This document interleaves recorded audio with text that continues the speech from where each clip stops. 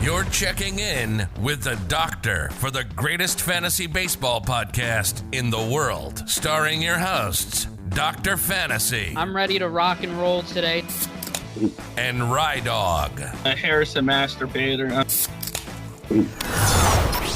Welcome to Doc and Dog, your fantasy baseball geniuses, presented by the Fantasyholics. What's up, everyone, and welcome to another episode of Doc and Dog, presented by the Fantasyholics.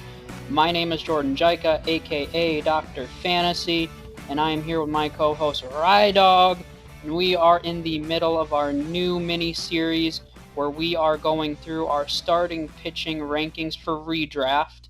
And today we're going to be going through numbers 13 through 18, so we will jump right into it. Number 18 in our consensus rankings is Zack Greinke.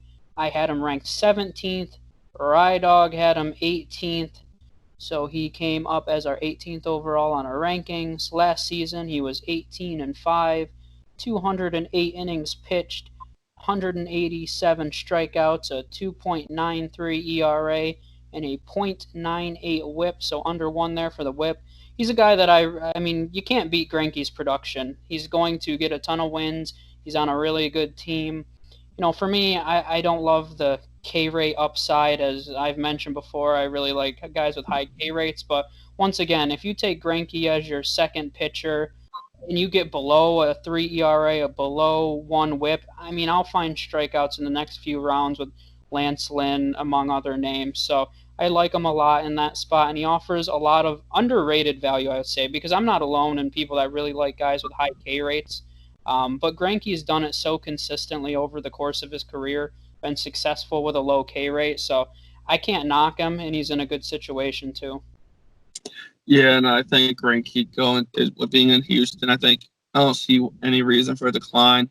Going forward, I would take him as my pitcher too all day. It's Zack Greinke we're talking about. Probably the most consistent pitcher in baseball today. So, in at least the past 5 to 10 years or so. So he's definitely he's Zack Greinke. Number 17 for us is Lucas Giolito. He is 16th in my rankings, 19th in Rydawg's.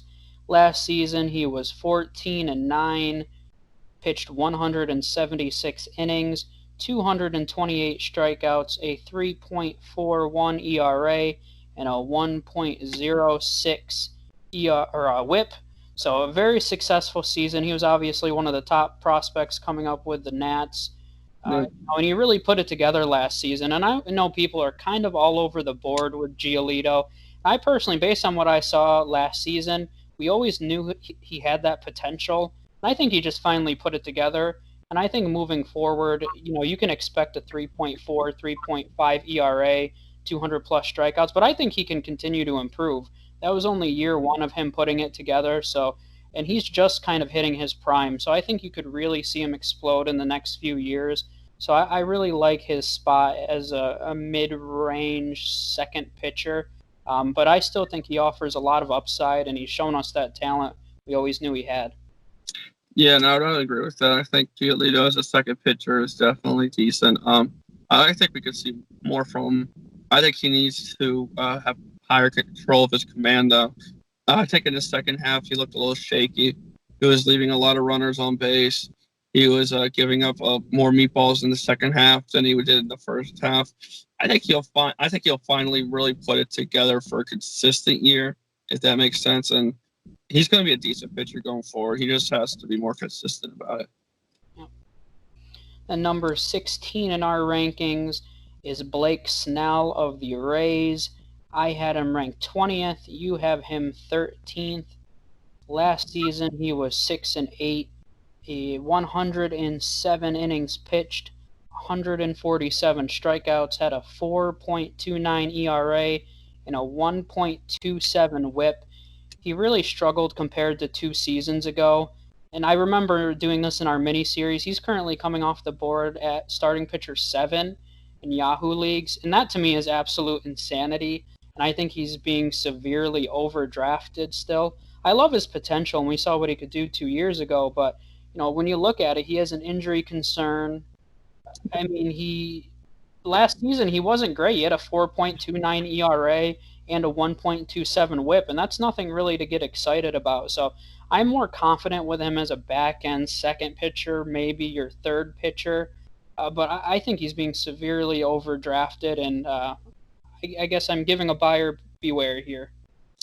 Yeah, I'd agree with that. I think a pitcher's seventh pitcher off the board. I think that's insane. I'd be more comfortable taking him in the 12, 18 range off the board. I wouldn't take him off in the top 10 at all.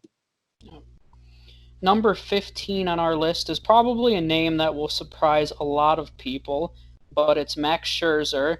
I think Rydawg and I are actually on the same page here. I have him ranked 15th. You have him ranked 17th.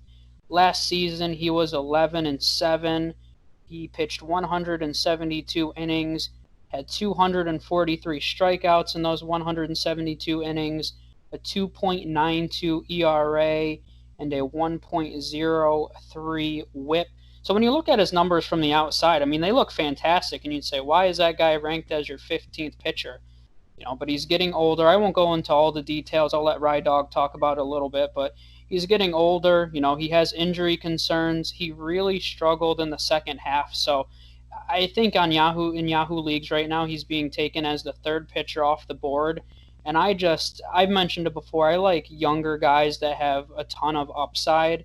And I think Scherzer is on his way down. And, I would absolutely take him as my probably second pitcher, and I think he's still, if he puts it together, you could get kind of lucky, get a top 5 pitcher at that value. But I'm not taking him based on his past production, because I don't care if he's been productive the past few seasons. We're playing for this year.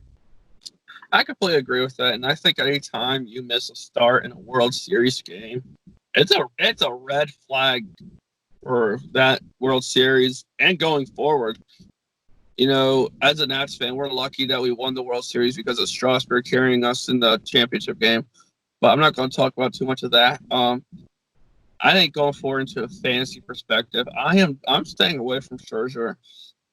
His first half was amazing in advanced metrics. I guess it only goes by year.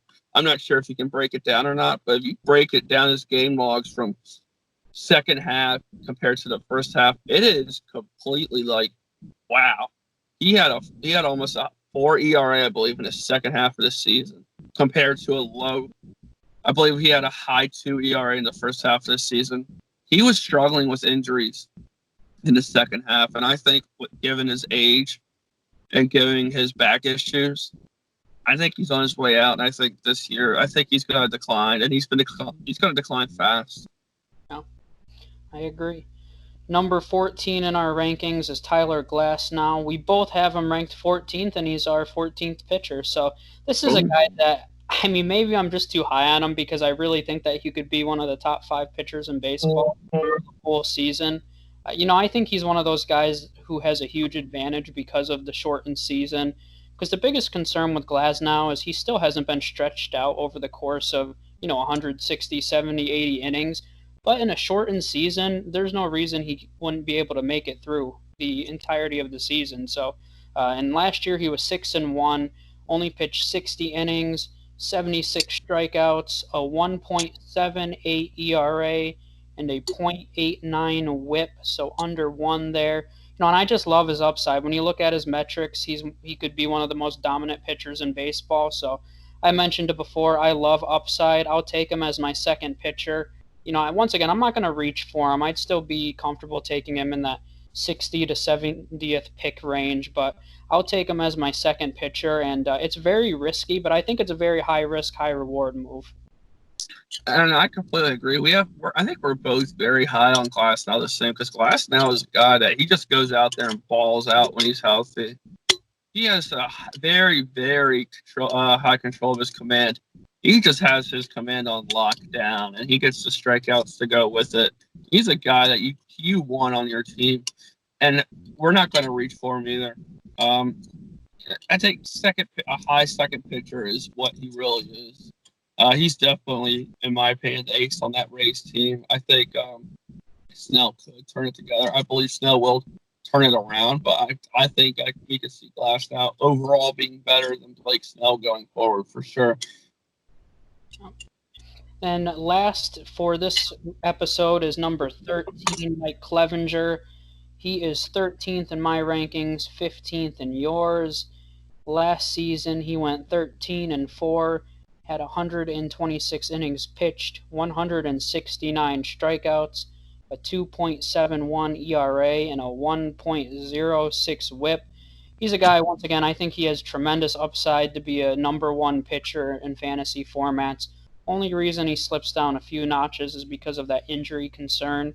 With the late season, he should be good to go. He was expected back in late May, and if we don't start the season till July, he's had plenty of time to rehab it. So the pitching opening day for the Indians, but he's been tremendous when he is healthy. So I think he has the upside of a top 10 pitcher, and I think he offers good value in the spot he's in. I completely agree. We're getting into the part where these young guys have so much high talent. Him and Glasnow are both very, very talented, and I think their injury concerns are both weighing in a factor. I think they both should be in our top 10 if injuries weren't a thing. I think given the shortened season, a lot of these pitchers that were hurt, they're, with it being a shortened season, them delaying the start, guys like Clevenger are going to be coming back on time and should be healthy. Even we talked about in a previous podcast, Ohtani he was expected to pitch late May, and as we're looking at it, the season won't start until probably late June, early July, I think. And I think Ohtani would be ready to go, and I think those pitchers, you can get those guys at steal prices in drafts, and I think everyone should take advantage of that. I agree. And then that's all that we're going to cover in this episode. We went 13-18. So thank you guys for watching, and we have another 2 episodes coming up, so make sure you tune in for that. This has been another episode of Doc and Dog presented by the Fantasy Holics. And if you don't already, make sure you subscribe to the Fantasy Holics YouTube channel, like us on Facebook, follow us on Twitter. You can check out our new website at thefantasyholics.com, and we will see you guys next time. We'll see you later. Bye-bye.